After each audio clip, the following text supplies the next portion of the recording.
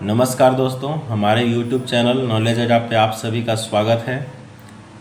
मैं पुनः एक नए वीडियो लेकर उपस्थित हुआ हूं और आज हम इस वीडियो में चर्चा करेंगे ह्यूमन ब्लड के बारे में।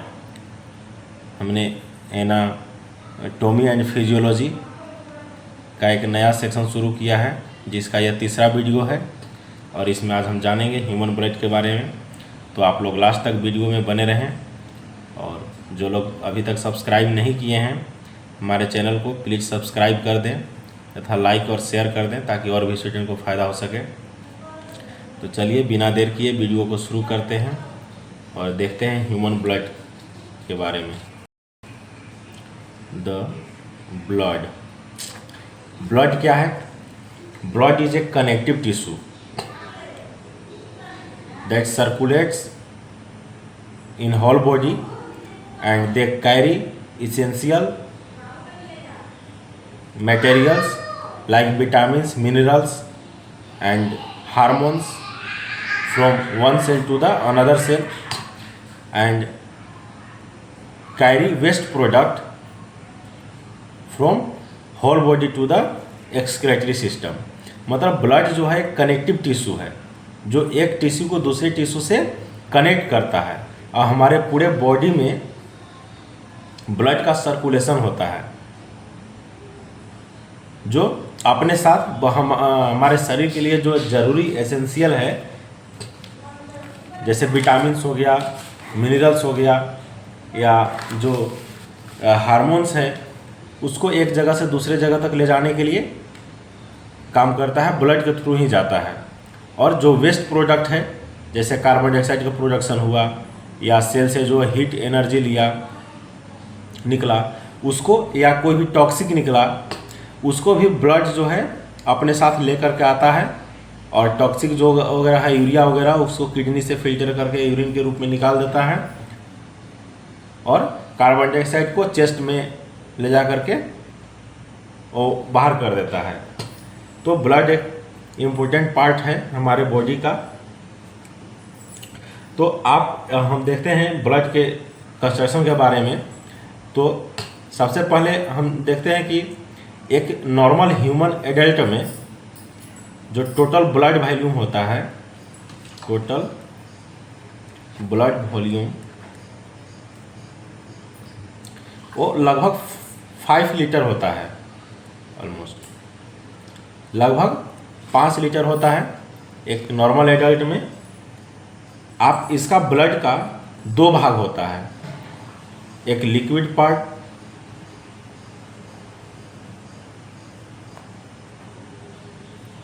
और एक सॉलिड पार्ट।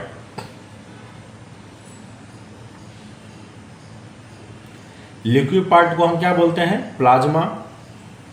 और सॉलिड पार्ट को बोलते हैं सेल।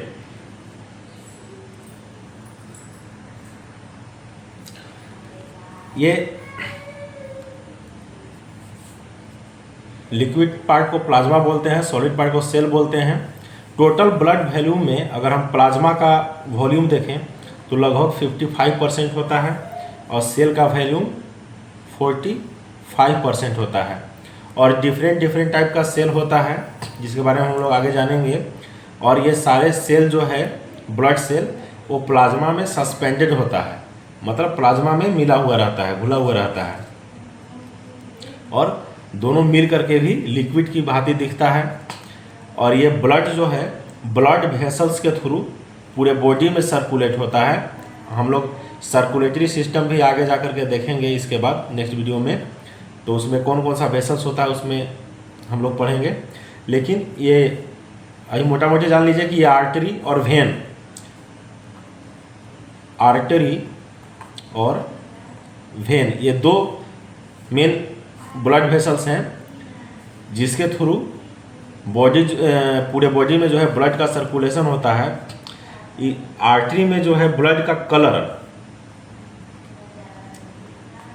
आर्टरी में ब्लड का कलर कैसा होता है? Bright scarlet. ब्राइट स्कारलेट मतलब प्योर रेड कलर का दिखेगा, ब्राइट रेड। लेकिन ये भेन में इसका कलर जो है वो डार्क रेड हो जाता है या पर्पल कलर का, क्योंकि आर्टरी में जो है ऑक्सीजनेटेड ब्लड जाता है जिसको हम शुद्ध ब्लड भी बोलते हैं, और भेन में डार्क रेड जाता है, डार्क रेड या पर्पल ब्लड का कलर दिखता है, क्योंकि इसमें डीऑक्सीजनेटेड ब्लड जाता है जो कि एक तरह से अशुद्ध ब्लड हम लोग कहें तो ये कार्बन डाइऑक्साइड मिला हुआ ब्लड जो है भेन में सर्कुलेट होता है, इसलिए इसका कलर जो है डार्क रेड या पर्पल होता है। ब्लड का अगर फंक्शन हम देखें तो यह गुड्स कैरियर की भांति यूज करता है। तो सबसे पहला इसका फंक्शन है कि यह ऑक्सीजन को कैरी करता है, ऑक्सीजन कैरी करता है lungs to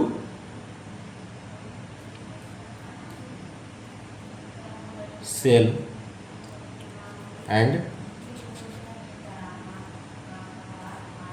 CO2 from cell to lung, मतलब लंग से लेकर के पूरे बॉडी के सेल तक ले जाता है ऑक्सीजन को, और वहाँ जो कार्बन डाइऑक्साइड प्रोड्यूस होता है उसको पुनः लंग तक लाता है। ये आपका फंक्शन हो गया ब्लड का। नेक्स्ट है maintain body heat, maintain body heat, यह बॉडी हीट को मेंटेन करता है, मतलब जहाँ पे ज़्यादा हीट रहेगा वहाँ से हीट को, वो जो कूल्ड एरिया है वहाँ तक ले जा करके बॉडी के हीट को मेंटेन करता है।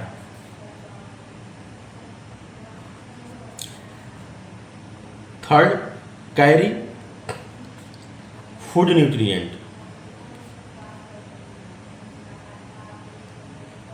फूड न्यूट्रिएंट जो भी है हमको भोजन हम करते हैं, भोजन से जो भी हमें एसेंशियल पदार्थ मिलता है उसको ब्लड कैरी करता है, ब्लड के थ्रू ही जो है हमारे डाइजेस्टिव सिस्टम से पूरे बॉडी में सर्कुलेट करता है ब्लड।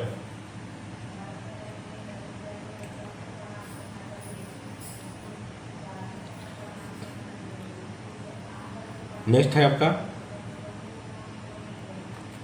कैरी ऑफ हार्मोन्स, जितने भी हमारे ग्लैंड हैं एंडोक्राइन सिस्टम, उससे जो भी हार्मोन्स का सिंथेसिस होता है उसको ग्लैंड से पूरे बॉडी में हार्मोन्स का सर्कुलेशन ब्लड के थ्रू ही होता है।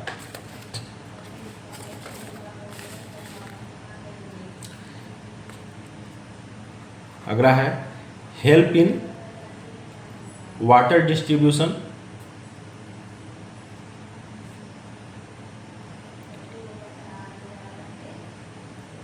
वाटर के लेवल को भी डिस्ट्रीब्यूट करने में ब्लड हेल्प करता है, क्योंकि ब्लड के थ्रू ही मिक्स होकर के वाटर जो है मिक्स होकर एक बॉडी पार्ट से दूसरे बॉडी पार्ट तक सर्कुलेट होता है। और लास्ट है रिमूवल ऑफ वेस्ट, किसी भी प्रकार का वेस्ट बॉडी का जो जैसे टॉक्सिक हो गया, यूरिया हो गया या कार्बन डाइऑक्साइड हो गया, उसको शरीर से रिमूव करना होगा, तो उसको उसके सिस्टम तक लाने के लिए, रिमूवल सिस्टम तक लाने के लिए ब्लड का ही ज़रूरत पड़ता है। ब्लड सर्कुलेट करके अपने साथ उसको लाता है, जैसे कार्बन डाइऑक्साइड को लंग्स में ला करके बाहर करता है, यूरिया को किडनी तक ला करके बाहर करता है, उसी तरह से टॉक्सिक को लीवर तक ला करके उसको प्रोसेस करता है। तो वेस्ट को रिमूव करने में भी ब्लड का हेल्प चाहिए या ब्लड का, ये फंक्शन हो गया। अब हम ब्लड के जो पार्ट देखे थे, लिक्विड पार्ट और सॉलिड पार्ट, लिक्विड पार्ट को प्लाज्मा कहते हैं, तो हम प्लाज्मा के बारे में देखते हैं।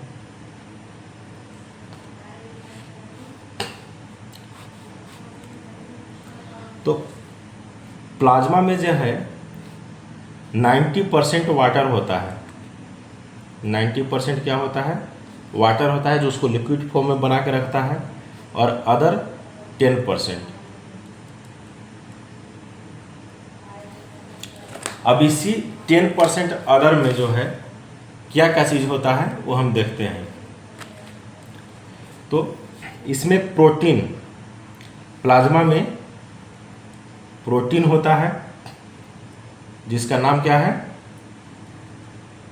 एल्बुमिन एंड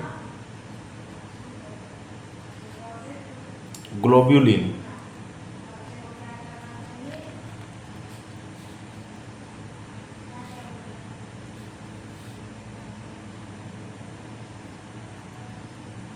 इनऑर्गेनिक सॉल्ट होता है जैसे sodium chloride,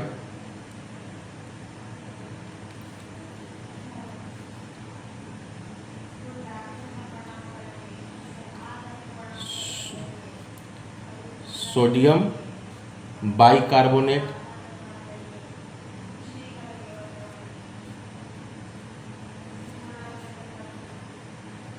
potassium, calcium, magnesium,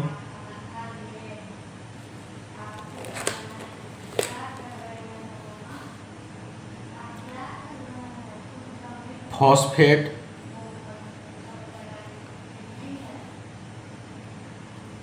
sulphate and iron. ये इनऑर्गेनिक सॉल्ट्स प्लाज्मा में होते हैं।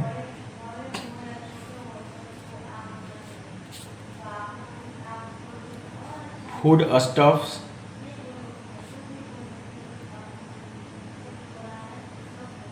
Glucose, amino acid,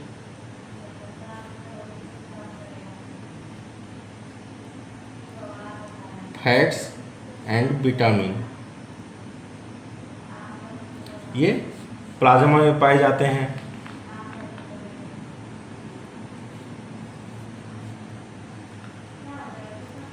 waste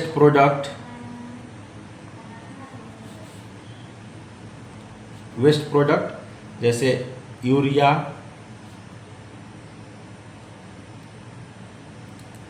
uric acid and creatinine, ये वेस्ट प्रोडक्ट प्लाज्मा में पाया जाता है।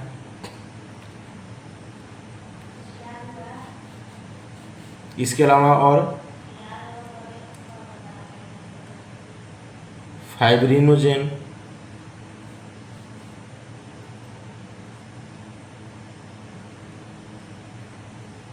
प्रोथ्रोम्बिन,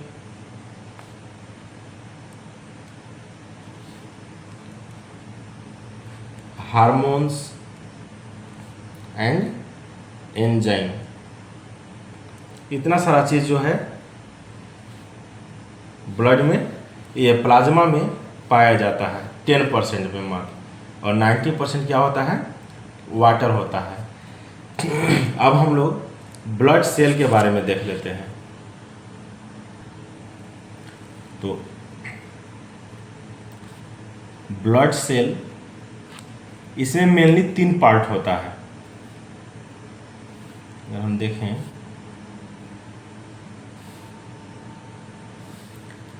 पहला रेड ब्लड सेल आरबीसी, जिसको इरिथ्रोसाइट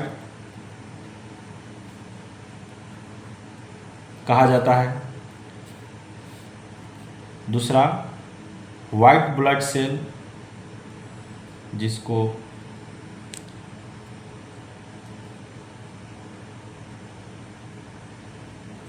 ल्यूकोसाइट्स कहा जाता है। और तीसरा हो गया आपका प्लेटलेट्स, जिसको थ्रोम्बोसाइट्स कहा जाता है। आरबीसी जो है,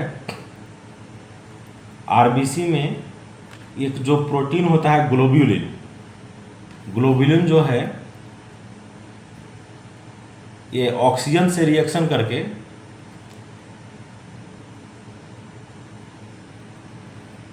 ऑक्सी हीमोग्लोबिन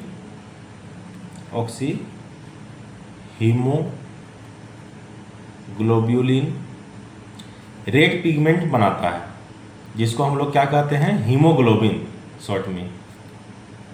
हीमोग्लोबिन जो है ग्लोब्यूलिन प्रोटीन से ही मिल करके ब्लड में कैरी होता है, ये ट्रैवल होता है, और कार्बन डाइऑक्साइड जब मिलेगा तो वही कार्बोक्सी हीमोग्लोबिन प्रोटीन बनाता है, जिसके थ्रू वो सेल से लंग्स तक कार्बन डाइऑक्साइड का ट्रैवल होता है। तो आरबीसी में एक रेड पिगमेंट पाया जाता है, जिसको क्या कहते हैं, हीमोग्लोबिन। एग्जाम की दृष्टि से ये याद रखिएगा, आरबीसी में ही रेड पिगमेंट पाया जाता है, जिसको हीमोग्लोबिन कहते हैं। डब्ल्यूबीसी हमारा मेन इम्यून सिस्टम के लिए इम्पोर्टेंट है, ये फॉर इम्यूनिटीज, ये हमारे फॉरेन पार्टिकल से लड़ने में मदद करता है। अब प्लेटलेट्स जो है, थ्रोम्बोसाइट्स, ये फॉर ब्लड क्लॉट, जब हम शरीर हमारा इंजर्ड होता है और ब्लड जो है एयर के संपर्क में आता है तो ब्लड क्लॉट हो जाता है। जब कहीं भी हमारे शरीर में कटता है तो अपने आप ब्लड फ्लो होना बंद हो जाता है, तो प्लेटलेट्स के कारण होता है। अब आरबीसी के बारे में अगर हम बात करें तो आरबीसी, इसका नॉर्मल जो रेंज है आरबीसी का नॉर्मल रेंज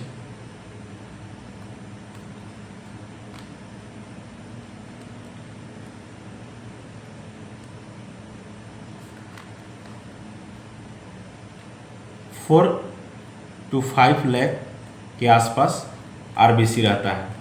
आरबीसी का फॉर्मेशन जो है रेड बोन मैरो में होता है, रेड बोन मैरो में होता है। इसका लाइफ साइकिल जो है 120 डेज होता है, मतलब 120 डेज में एक आरबीसी सेल डैमेज डिस्ट्रॉय होगा, फिर नया बनते जाएगा। वो बनता कहाँ है, रेड बोन मैरो में। बर्थ के समय पूरे बोन में रेड बोन मैरो पाया जाता है, बाद में ये धीरे धीरे रिप्लेस्ड होते जाता है येलो बोन मैरो के द्वारा, और एडल्ट होने तक लगभग सिर्फ कुछ ही बोन में जो है बोन के, जैसे लॉन्ग बोन के ऊपरी हिस्से में रेड बोन मैरो बचा होता है, जहाँ पे ये आरबीसी का फॉर्मेशन होता है।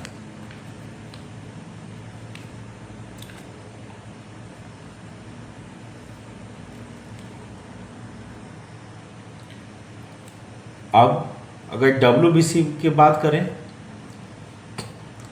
यानी व्हाइट ब्लड सेल का,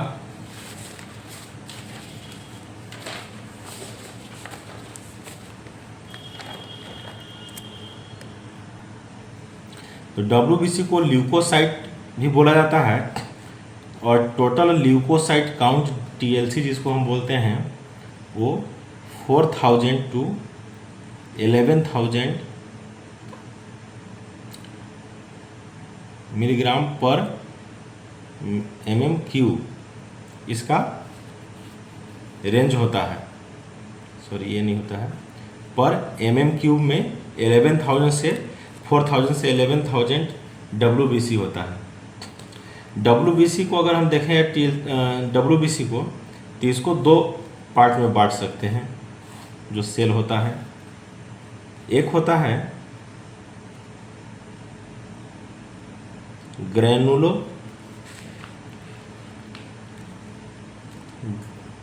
ग्रैनुलोसाइट, और एक होता है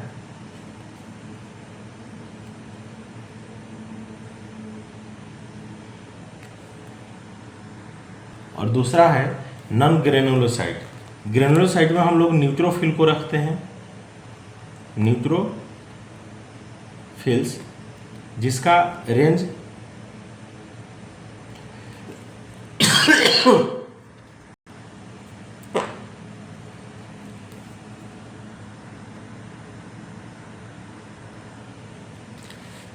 हाइपर सेंसिटिविटी रिएक्शंस के लिए बैसोफिल जाना जाता है। अब इसके नॉन ग्रेनुलोसाइट जो पार्ट है, ये नॉन ग्रेनुलोसाइट पार्ट में जो है लिम्फोसाइट आता है। क्या आता है? लिम्फोसाइट्स।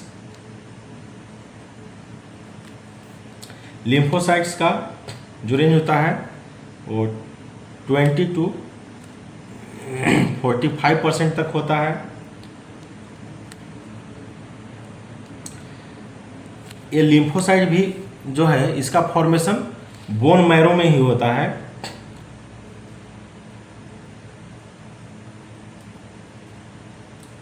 और बोन मैरो में फॉर्मेशन होने के बाद यह थाइमस में माइग्रेट हो जाता है, जिसको टी लिम्फोसाइट भी कहा जाता है। माइग्रेट इन थाइमस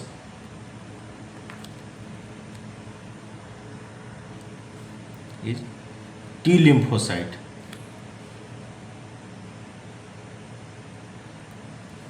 इसको किलर सेल भी कहते हैं, किलर सेल। ये इंपॉर्टेंट पॉइंट है। लिम्फोसाइट के जो टी सेल होता है, टी लिम्फोसाइट सेल, उसको किलर सेल भी कहा जाता है, जो सेल को किल कर देता है। जो कार्सिनोजेनिक जो कैंसरस सेल होता है उसको किल करने का काम करता है। और migrate to GI tract. GI tract में जो लिम्फोसाइट माइग्रेट होता है, जिसको हम क्या बोलते हैं? B lymphocyte.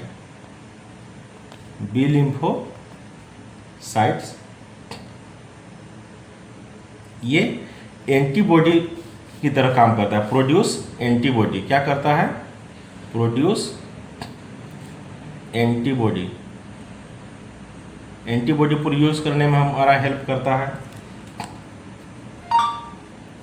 नेक्स्ट आपका है मोनोसाइट। मोनोसाइट्स, इसका जो नॉर्मल एज होता है वो 2 to 10% तक होता है। ये लार्जेस्ट सेल है ब्लड का। ब्लड में जितने भी सेल्स अभी तक हम देखें उस सब में लार्जेस्ट सेल है वाइट ब्लड सेल का। और ये जो है पैथोसाइट्स होता है।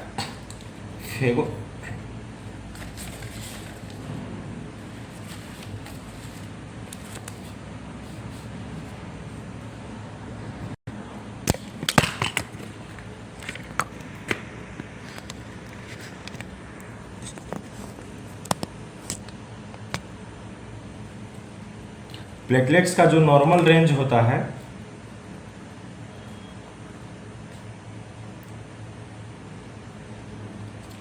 वो 1.5 लाख से 2 लाख, ये इसका नॉर्मल रेंज होता है। तो ये रहा हमारा ब्लड। इसमें ब्लड में कौन कौन से सेल जो है पाए जाते हैं, जैसे WBC, RBC, प्लेटलेट्स। WBC में कौन कौन सा सेल पाया जाता है? ये न्यूट्रोफिल्स, बैसोफिल्स और मोनोसाइट्स, इस्नोफिल्स, लिम्फोसाइट्स, ये सब के बारे में देख लिए। तो अब वीडियो बहुत ज़्यादा लंबा हो जाएगा, इसलिए आज इतना ही इसको ख़त्म करते हैं। और आप लोग अच्छे से तैयारी कीजिए और हमारे वीडियो को लाइक तथा शेयर कीजिए। धन्यवाद।